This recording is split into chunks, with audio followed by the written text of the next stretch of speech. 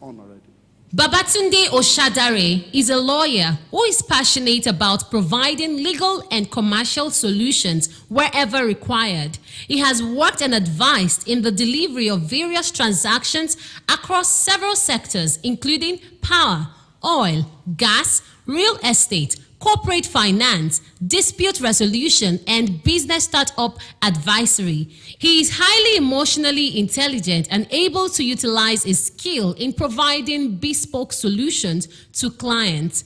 His courtroom advocacy and alternative dispute resolution skills are excellent in providing solutions that clients require. Part of his works include providing advice in the management of severance and gratuity payments to staff, issuance of new employment contracts for retained employees, negotiating and documenting new conditions of service, managing codes of conduct and disciplinary issues, and managing dispute resolution emanating therefrom. In view of his passion for the energy sector, he has continued to provide legal and regulatory advice. Babatunde is currently the Chief Legal and Regulatory Officer for Ikeja Electric PLC. He provides dynamic leadership for his team of lawyers handling various matters from contract and corporate advisory, litigation, regulatory and corporate governance. The work of his team has been recognized within the energy community, having won the Esquire 2019 In-House Energy Team of the Year. He holds a law degree from the University of Lagos, as well as a master's degree in international business transactions from the world-renowned Center for Energy, Petroleum, Mineral Law and Policy, University of Dundee, UK. Babatunde has written many articles and he is a member of several professional associations. With Jesus' joy in our heart and the shout of praise in our mouth, let's make welcome Barrister Babatunde Oshadare.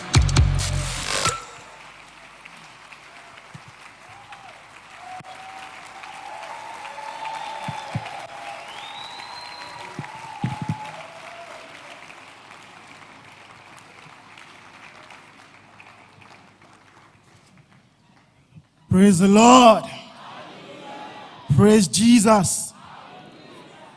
Thank you very much. Please, we may be seated. Thank you very much. Thank you very much for having me.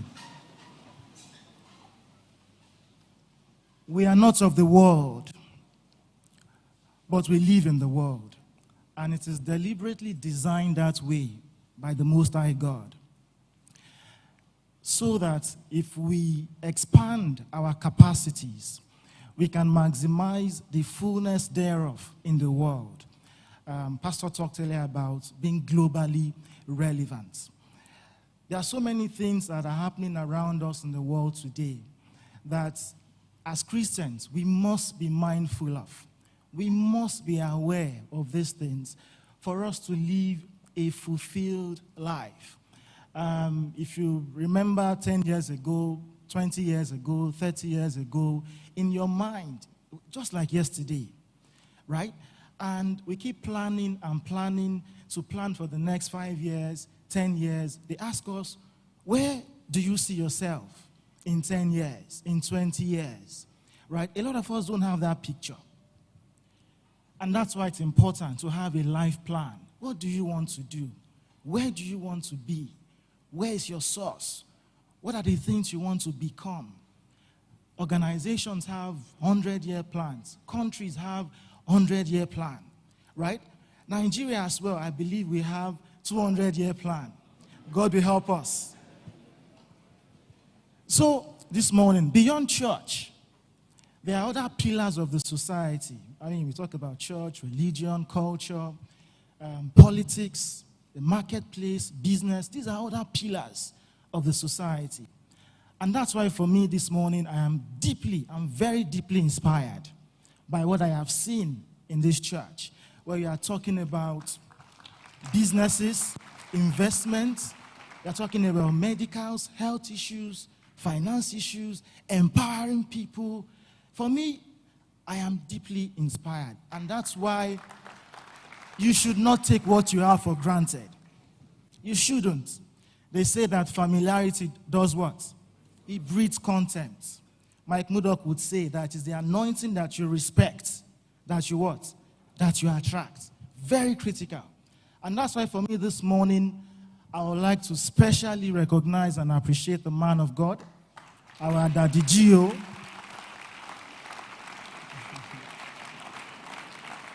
The set man over this house, the visionary over this house.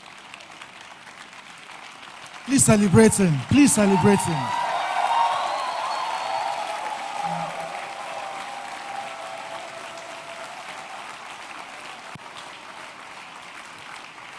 Please keep it going, please. You don't understand.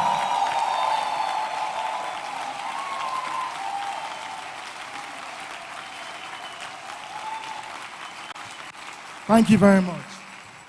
There are not too many places you go to where you have dedicated on a Sunday to talk about matters like this, beyond church, beyond religion, beyond Christianity, and the essence of our faith.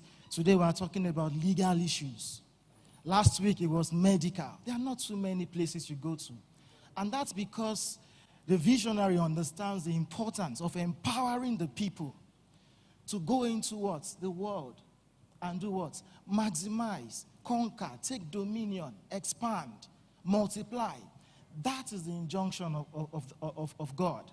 And that's why it is critical. And again, I want to appreciate him one more time. Thank you very much, sir.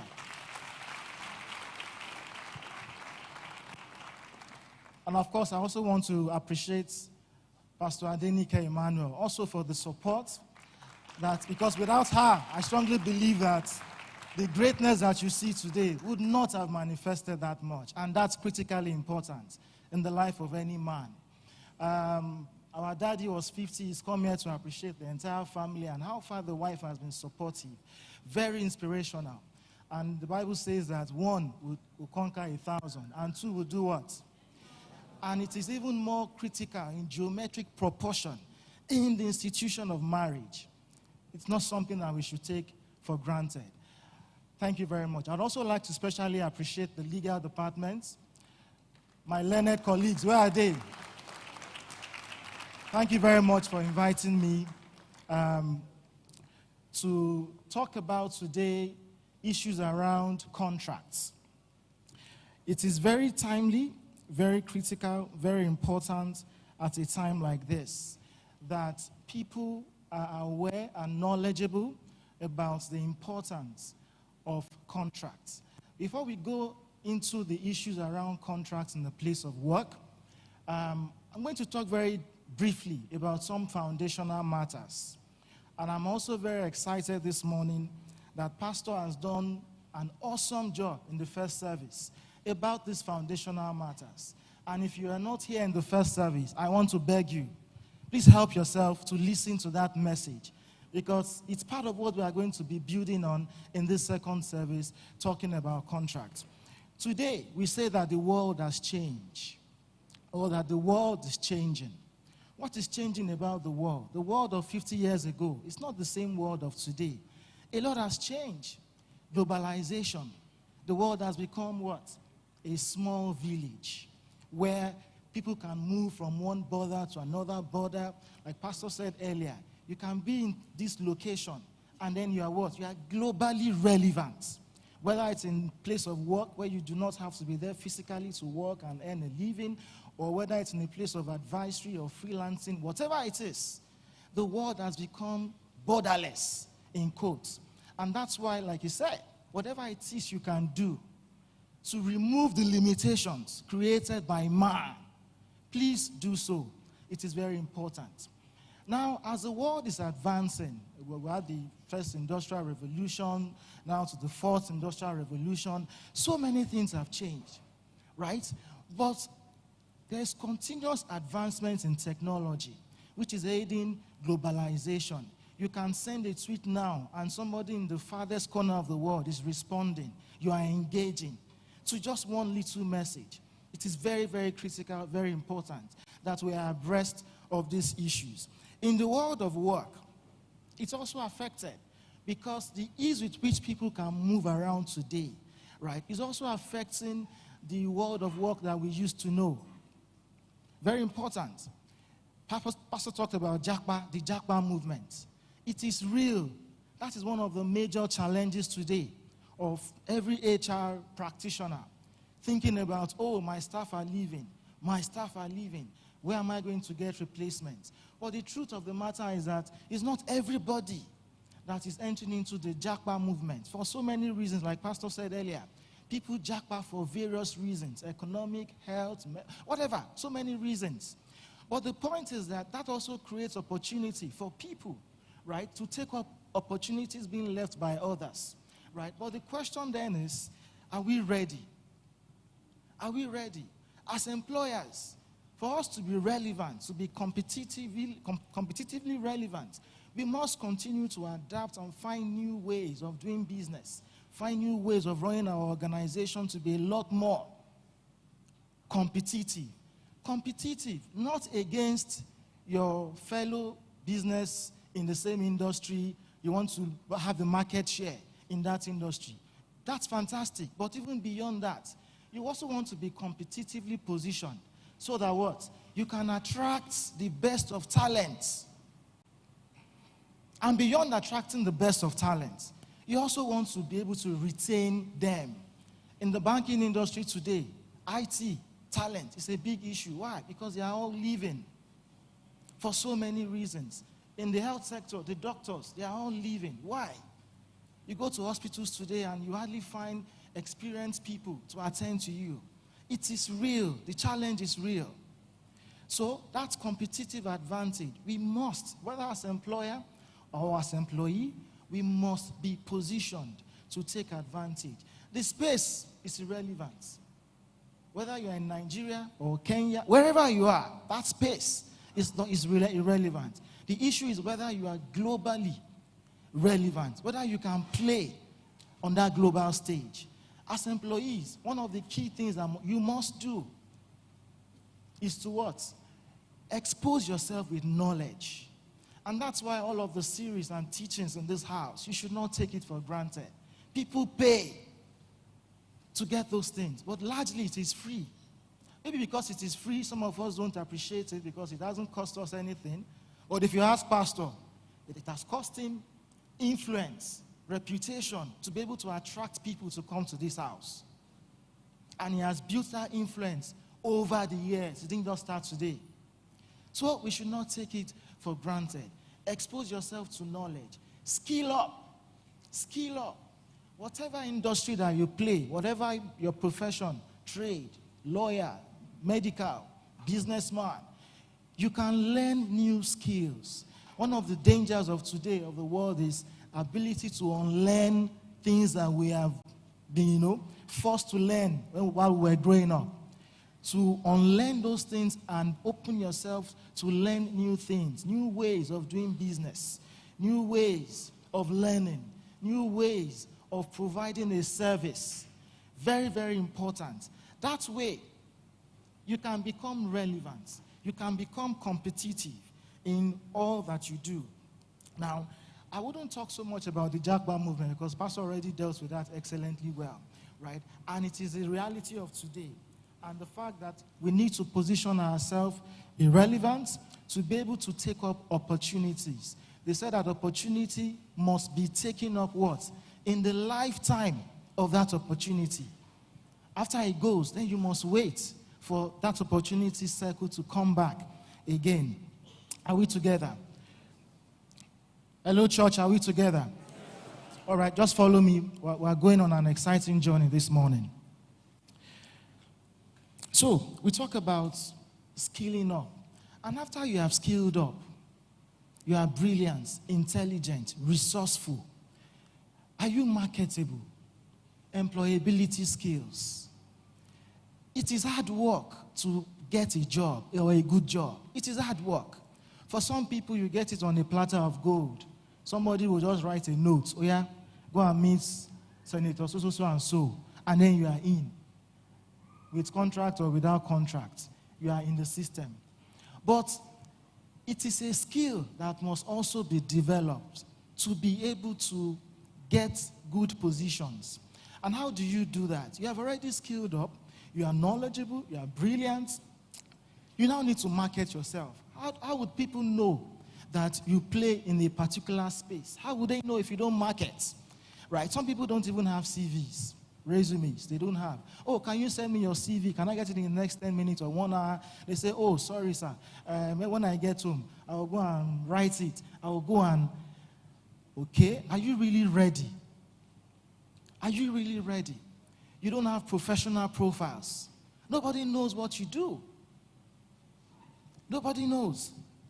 So it is important that you're also able to market yourself, you're able to position yourself to be identified by people who are looking for skilled professionals to take up specific roles. Very, very important. So the next thing we'll talk about, yes, we work, we have businesses that we run. We do so much from morning to night, weekends. We hardly go on holidays. It is critically important to also consider that the body is a machine.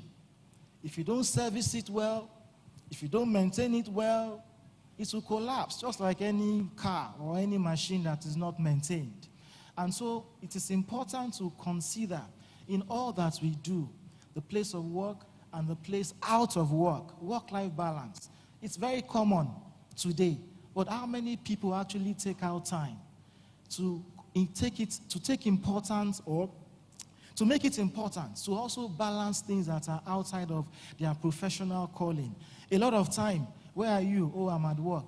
Where are you? I'm in the office. Are you going to be able to take the children to school tomorrow? Or tomorrow is the open day. Are you available? No, I have to be at work. No. So there's no place for family, for bonding. Some people don't even know their children have grown up in the last few years, and all of a sudden you have grown children. You don't even know your children. Why? Because you have not paid close attention to them while growing up.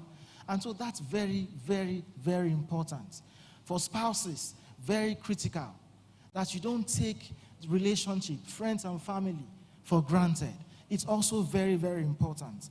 And so the next thing I would also be talking, for some people, it's about, without you, the job cannot be done. Who says so? If you fall sick tomorrow and you can't go to the office, is the company going to collapse? It won't collapse. The best that will happen, because, oh, you are a very sociable, friendly person, maybe at a particular point in time in the course of the day, you would have what? 1 minute silence to the soul of the departed. So you don't take these things for granted. When the chips are down, who will be there for you? It's your family, your wife, your husband. That will be there, and your close friends. So you don't take it for granted. Micromanaging, you want to do everything yourself. No, allow other people to grow as well. Your team members, your managers, let them learn the ropes. They can make mistakes. Take it as a learning opportunity for them to develop, such that if you are not there in your business, the business can run for 6 months. If you are not there physically, because what? You have systems and you have structures in place for an organization to run itself. As an employer, you can afford to take a vacation for 3 months in a year without looking back. You just go, enjoy yourself, relax yourself. After all, that's why you own the business. That's why you are working so hard. But if you don't have the system, you don't have the structure, then you cannot do that. You can't do that. So it is very important that we take that very seriously. And then finally, on foundational matters.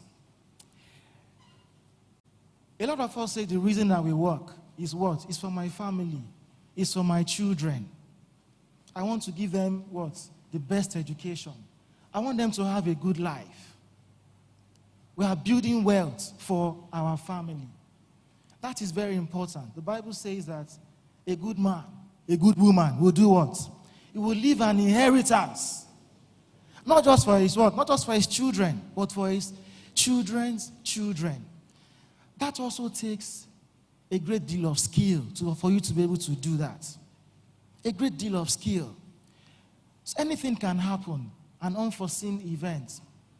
God forbid, Somebody gets sick and that is it. Or an accident happens and then you are not there. What happens to the people that you have left behind? Your family. What happens? Who takes care of them? Depending on the family, a lot of things start to happen. Family may move in and there's war in the family over what? Assets that they have not worked for. That they were not there when you were toiling with your immediate family to build the wealth. Others will come to claim ownership, possession. So it's important that we also bear this in mind as we advance in our professional career. You have to save for the rainy day. You have assets that you can easily turn into a liquid asset in case of emergency, right? You have insurance, life insurance, education insurance. There are professionals who offer these services. These are things to be considered, right? And then we talk about next of kin, part of administration of estate. A lot of us today will say, who is your next of kin? Oh, it's my husband, it's my wife, or my first son. For some people, it's their parents, right? That is their next of kin, or uncle. Now, in the place of work, how important it is to have a next of kin. It is important because in the event of an emergency, your next of kin is your first point of call. That person that can provide information, that person that can grant consent, right, where you are indisposed. That person that will be the liaison person, the go-to person that the organization can reach out to if something happens. It is very important. Now, a next of kin doesn't give you a right to inherit the assets of the person, right? Because there are other ways, legal instruments, that you can inherit assets or property.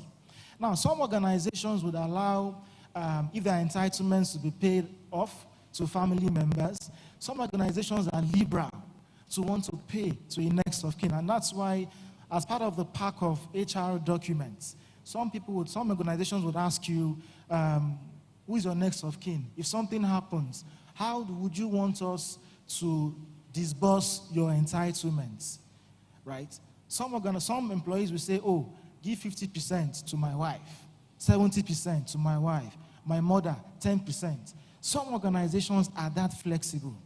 But for some others, they are not. If you don't have a will or a letter of administration, they will not listen to you. So legally, it is not critically important, right? Now, in estate administration, you want to talk about wills, right? You want to talk about letter of administration. You want to talk about company and shareholding. Some people do that. Some people create trusts where the family or become beneficiary under that trust. It's a very unique, interesting subject, but we don't have time to go into details today. And for organization, it is important to have a BCP, a business continuity plan. When something happens, the building, the office gets burnt, how do you quickly recover and recommence businesses? How do you recover? We saw what happened when there was total lockdown during COVID. Till today, a lot of businesses did not survive because of that lockdown. They have not returned to the start or the point where they were before COVID happened.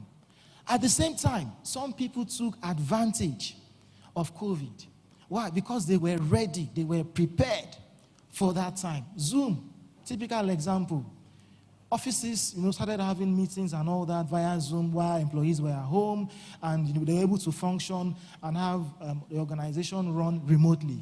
And that's why today, the world of work has also adapted in such a way that organizations now have remote work policy. And that's part of being competitive, where you can attract talent and the employees are asking you, oh, do you have a remote work policy? Can I work 2 days at home and come to the office 3 days? Or is it 1 day at home? And some employees will say, no, I'd rather go to that other company where I have that opportunity. It's also important that we start to think about that as employers. Are we together? All right, moving on very quickly about contract issues. The legal and regulatory framework, there are so many laws dealing with contracts, from the Industrial Acts, the Labor Acts. There's no time to talk deeply into what they are and what they cover at today's meeting. Maybe some other time we'll look at that. Entering into employment contract, typically there will be a JD, a job description that is put together. A position needs to be filled, an advertisement is made, people apply for the job, CVs are shortlisted, interviews are done, and successful candidates, HR will get to them and say, oh, come and go for medicals. Why is medical important as part of that recruitment process? Why? Because employers want to know that you are fit and sound to be able to discharge the responsibilities of that role. And at least to know your health baseline at the time of employment, so that if you need help in the course of work, your employer is well informed to know that, oh, you have certain challenges and you require help and things like that, right? But most importantly, as employers, we also have to be very careful so that we are not faced with issues around discrimination on health grounds. An employee has gone for medicals, and they said, oh, that employee has failed. And you then call the potential staff and say, oh, sorry, we can't go ahead with you anymore. You are not fit and proper. You failed your medical. They said you have HIV. How? So HR practitioners, they have a duty to ensure that they protect their organizations from those sort of issues that can lead to people making claim that, oh, their fundamental right not to be discriminated against is being breached by a potential employer, right? So that's very important. And then an offer is made to you, and that is the point where you want to read your contract. For some people, they are too excited that, oh, an offer has been made, the next thing, sign, sign, sign, sign. You read the contract, look at the terms and conditions. You may even need to get somebody to help you to review. Can I sign this? What are the implications if I sign? And that is the time to what? To negotiate your pay for the value that you are bringing on board to the organization. You negotiate. It's a marketplace. How much is this? Oh, it's 100K. Can I pay 70? No, the money is too small. I think I want 200. That is the point to negotiate. The moment you sign and you resume, 1 week after, it's not the time to say, this work is too hard. Oh. Hey, somebody will die here. Oh. And then you go and meet your guy and say, this work, I didn't know that it's like this. So my salary is too small. Oga, you just signed the contract. You've not even done confirmation. You are still on probation. You're already arguing about salary. No, it is the time for you to negotiate as past. But at the point where you have now proven yourself, confirmed, and a lot depends on you, and you can command value, then you can go back and say, sir, ma, we need to look at this issue of remuneration again, confidently. That's because you know the value that you are bringing to the table at that point in time. So it's very important. Before you even sign, very critical to do due diligence about the organization you are going to join. Who is this organization? What do they do? What are they like? What is their culture? What are the things that are valuable to them, that they hold dear? Do they value their employees? Do they train their employees? Are they interested in the success, in the family of their employees? That is the time to consider those things, because it's very important. And some people that I know would rather take a less paying job because of this type of issues. Very, very critical. So let's move on. The employment contract itself, typically, the clauses that you would find, the parties, the nature of the job, description, what are you going to be doing, remuneration, the hour, how many hours of work are you going to be doing every week, per day, work outside, official work hours, is there going to be allowance, paid overtime, things like that. These are typical things that you find. Probation period. If you want to terminate the contract, how many weeks notice must you give? 1 month, 3 months. Those are the things that you typically find in your employment contracts. So moving on. In the course of work, organizations have policies, SLAs, that govern how they expect employees to work, the relationship between the parties. There are so many of them, but I've just chosen to mention one, which is issue around harassment in the workplace, bullying in the workplace, discrimination in the workplace, where without hiding it, there is preference for one staff somewhere. Anything that staff says, your guy agrees.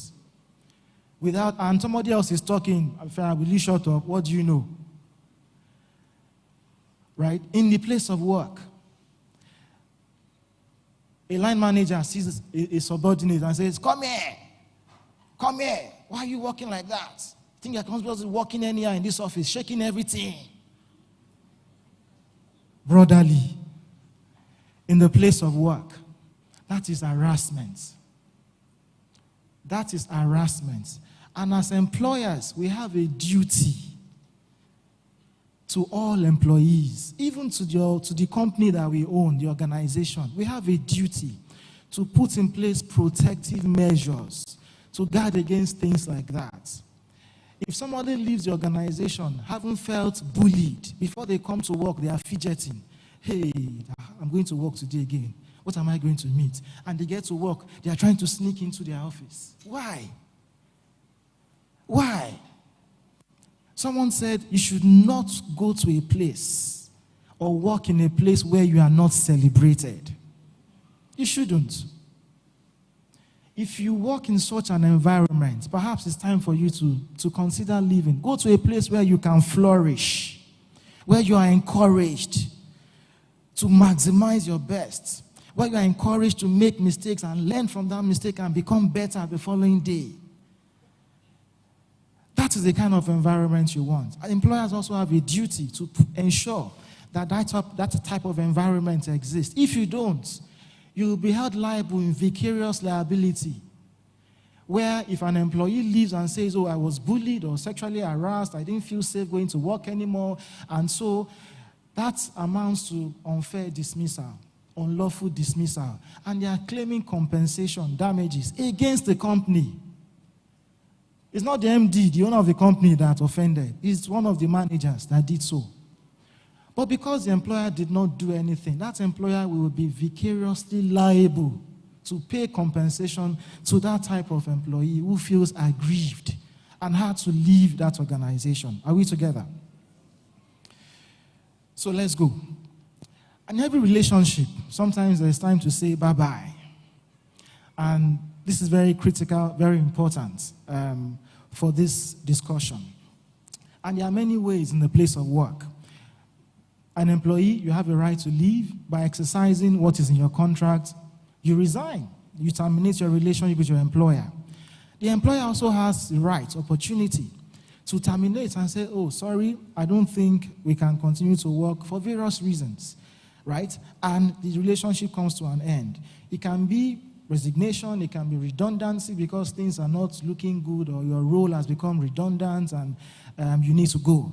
And it can also be retirement, when you are getting old and you are no longer able to. And who says that when you are 60 or 65, you are no longer able to contribute meaningfully to that organization? Who says? And that's why in other parts of the world today, they encourage their older citizens to remain at work. Let them continue to add economic value to their society and country and not go back to the dependent line, benefit line. Are we together? All right, let's run. So, contracts can be terminated when the notice period expires. If it's a term contract, when the time expires, the contract expires. You give your notice, and at the end of the notice period, we say bye-bye. It is important for us to comply in every contract with the notice period. Very, very important. And if you want to dispense with the notice period, your contract says, if you want to leave, give me 30 days notice, right? Yes, I've given 30 days notice. At the end of the 30 days, I leave. But if you don't even want to give 30 days notice, then you have to do what? Payment in lieu of that notice. So because you have not given me that notice, you would have to pay for that notice. And if it's the employer that wants you to leave and the employer is not giving you notice, the employer would also be what? Making payment for that notice that has not been given to you. Now, that payment that an employer is supposed to give an employee has to be done concurrently at the point where you are leaving. It cannot be deferred. So the employer cannot say, okay, be going, your terminal benefits, I'll pay you later. If that happens, then it becomes unlawful termination of employment. And an employee can bring up a case for damages, compensation, as the case may be. Right? Now, it's also very important that the moment notice has been given, that notice is instrumental and critical. You cannot withdraw it. It severs the employment relationship. And it's also very important to understand that it is not relevant or necessary to formally accept a notice of resignation. So an employee can just decide that, look, I'm not going to work tomorrow. And he sends an email to HR, to the line manager, says, I am no longer interested in working. Right? Depending on what your contract says, whether notice is required or not. And that is the end. The requirement to say, oh, okay, I accept your resignation, or I do not accept the resignation, it doesn't arise. There's nothing like that. Right? So, let us run. It is important for us to know also that when we comes to termination of employment, it is now required that a reason must be given. A reason must be given. It used to be that in the past, you don't need to give any reason to fire somebody. You don't need to. And the law used to be that an employer can fire you for no reason, for a good reason, or for a bad reason. Once they say go, that is the end. But today, the law has changed because the playing field, employer-employee, right, traditionally is believed that the employer has the better advantage, right? And so the advancement in law, right, over the time, over decades, is being to continue to find ways to protect the interests of employees in the place of work. And that's why today there must be reason given, right, when an employee is being let go. And that's very, very important. Now, what are the typical reasons that must be given? They are usually around misconduct, poor performance, redundancy. So that if your role has become redundant, then perhaps it's time to go and maybe you are paid redundancy compensation. Or poor performance, you are not doing well in the place of work. So that may be a reason for you to go, right? And gross misconduct, if you misbehave, the employer has a right to fire you and let you know that this is why I fired you. You need to go. Right, so these are things that we must bear in mind in the place of work. Usually, if the reasons are, if they fall outside this issue of poor performance, redundancy, misconduct, then as employers, we must be careful in ensuring that we don't run foul and fall into the trap of unfair dismissal, unlawful termination, and things like that. And that's why, for employers, it's very important that we document, and document. Don't just tell an employee, this is your daily task, let it be in writing. Have set KPIs, performance indicators, very key. And you can measure, you can track. Let the KPIs be smart. At the end of the month, you can do a review. These are the things you are supposed to deliver. Have you done them? Why haven't you performed? Have it documented because you may need it. Very important because that's the only way you can protect yourself as an employer. When an employee comes against you to say, unlawful termination, unfair dismissal. If you don't have these things documented as an employer, then you leave yourself open to all sorts. And when you go to the courts, the sentiment is usually in favor of the employee. Why? Because of that unequal, unfair bargaining power, that on level playing field. Are we together? All right, we're running. Termination. We've spoken about it. An employer also has the right to dismiss an employee. What's the difference between a termination and dismissal? Dismissal is usually triggered for bad behavior. When by your conduct, that trust, that confidence that the employer reposed in you, you cross the red line fundamentally by misbehaving, stealing, dereliction of duty. You are taking drugs in the place of work, bribery, insubordination, corruption. You convert property, company assets, assault, battery. Those are red lines that as employees you cannot cross. If you cross those lines, the employer can dismiss you, and dismiss you well, and state the reason why you have been dismissed. And so it's important for us to be very, very careful. Now, even in the place of dismissal, as employees, you have a right to fair hearing, the right to be heard. It's a constitutional right. When you have been accused of doing something wrong, you have a right to defend yourself. So you must be given an opportunity to defend yourself. Very important. And even if you are going to be dismissed summarily, there must still be some form of opportunity for you to defend yourself. Of course, the weight of evidence will be there, such that at the end of that meeting, you can be laid off with a letter formally issued, right? And that's what summary dismissal is about, where your conduct is so grave in nature that anyone, an objective person listening, looking at you, they say, no, this is unacceptable behavior, and you can be fired instantly, right? So you must be mindful of these things. Sometimes misconduct can also border on criminality. Maybe you have stolen company money. You have battered somebody, assault. That's a crime. Before now, it must be that before an employer can discipline you, before they can let you go, terminate, dismiss, whatever it is, right? You must have been tried by the court of competent jurisdiction before now. But now, that is no longer required. The employer, independently of whatever is going on in the law enforcement side, the employer can also carry out their internal disciplinary measure to dismiss you for bad behavior based on available evidence. Are we together? So that is very, very important to understand that distinction.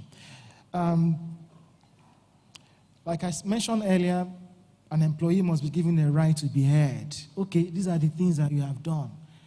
Is it true? Defend yourself. And at the end of that opportunity, a decision is taken for you to go. It's part of the rights that employers must accord employees, the right of fair hearing. And it's not something to be overlooked.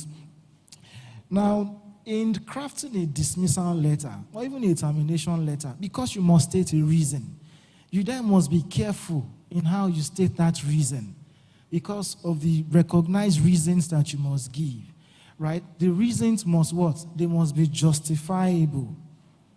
Not just frivolous reasons. To say, oh, we have surplus staff, we don't need you anymore, go. No. The employer must be careful in drafting that letter. So if you need to get your legal team to look at it, by all means, do before you let it out, because it can become an issue as per unfair termination and things like that. Are we together?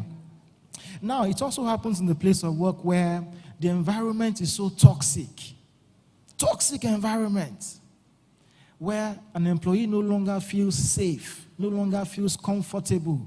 The person is being threatened, harassed on a daily basis. They are afraid to come to work. And the employee feels that, look, it's time for me to go. That can also be deemed as constructive dismissal. You have not actually dismissed the person, but you have made life unbearable for the person to want to continue in that employment. Constructive dismissal. So we must be careful when things like that are happening, because an employee can come back to say, look, I have been constructively dismissed, and they want to claim compensation from that organization. Are we together? All right. Another principle that we mentioned earlier is an employee can resign appointments at any time, right? An employer can also exercise the right at any time, because it is said that you cannot force a willing employer on an unwilling employee and vice versa. Resignation must be in line with the terms of the contracts, right? So that if you leave and you exercise your right, you give a 1 month notice, that is fine. If your contract says it's 3 month notice, you cannot give a 1 month or you just disappear. You must give the right notice. If you don't give that notice, you would have to pay your employer. Also, resignation. We have said you cannot reject a resignation letter. Thank you. Thank you very much. So we've said you cannot reject a resignation letter. The moment it is issued, it is issued. And it also happens that sometimes an employer says you cannot resign. Why? Because there's a disciplinary action that is ongoing, or an investigation into an act of impropriety that is ongoing. And so if you want to resign, the employer says, no, you are going nowhere. How do you manage things like that? We must understand as well that the moment somebody says, I'm leaving, you can't force stop that person from leaving. If you do, the courts will say, oh, it amounts to unfair labor practices. It's within the person's right and prerogative to want to leave. If you have other issues against the person, then follow other available remedy. An employer always has remedy. An employer is not without remedy. If the person has done something wrong, you have a criminal investigation that is ongoing. Conclude your investigation. Document it. Send a copy to the person, wherever they are, their last known address. Put it in their file. When it comes to time for reference to be issued, you state it clearly in their reference. You can report to the law enforcement agencies. Let them arrest the person wherever the person is. Let them do the investigation. You can prosecute the person as an employer. If the person has an entitlement, you can withhold it or set off sometimes, or withhold that entitlement, as part of remedying the damage caused by that employee who has left. And the moment an employee resigns, an employer cannot say, I hereby terminate your employment. Because the moment the resignation letter is submitted, there's nothing left on the table to be terminated. Are we together? Right, so these are key fundamental principles that sometimes we get emotional, we get sentimental, and we want to take certain reactions. That's why it's always important to run things through your legal team. We talk about disciplinary issues and options open to an employer. And this is very important, particularly if it's a misbehavior, gross misconduct, criminal in nature. You can get law enforcement agencies involved to take care of matters for you. And then damages. If an employment has been found to be unlawfully terminated, of course, the person may be entitled to damages. It used to be in the past that damages would be quantified based on the person's 1 month salary. But today, based on advancements and adoption of international labor best practices, a court is at liberty to award damages that they believe is suitable to remedy a wrong that has been made. And that's where we're going to stop today. Thank you very much.